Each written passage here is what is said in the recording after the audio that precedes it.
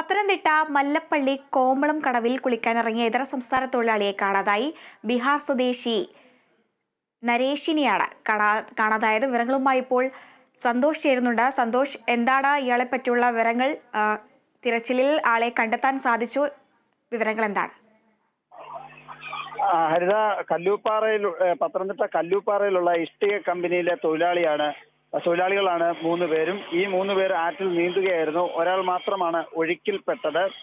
എന്തായാലും മല്ലപ്പള്ളി കോമളം കടവിലാണ് ഈ അപകടം ഉണ്ടായിരിക്കുന്നത്. കുളിക്കാനിറങ്ങിയ അതിഥി തൊഴിലാളികളെയാണ് 3 തൊഴിലാളികളാണ് കുളിക്കാനിറങ്ങിയത്. അതിലൊരാളാണ് കാണാതായത്.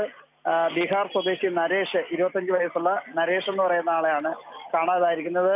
കോയിപ്പുറം പോലീസ് സ്റ്റേഷനിൽ നിന്നുള്ള പോലീസ് സംഘവും അതോടൊപ്പം തന്നെ ഫയർഫോഴ്സിന്റെ സംഘവും സ്കൂബ ടീമും ഇവിടെ എത്തി തിരച്ചിൽ നടത്തുന്നുണ്ട്. ഇപ്പോഴും തിരച്ചിൽ തുടരുകയാണ്. നാട്ടുകാരും സ്കൂബ ടീമും ഒക്കെ ചേർന്നുകൊണ്ട് ഈ കോമളംകടവിൽ ഈ കാണാതായ നരേഷിനെ കണ്ടെത്തുന്നതിന് വേണ്ടിയുള്ള തിരച്ചിൽ തുടർന്നുകൊണ്ടിരിക്കുന്ന കാര്യമാണ്. ശരി, സന്തോഷാണ് വിവരങ്ങൾ നൽകിയത്.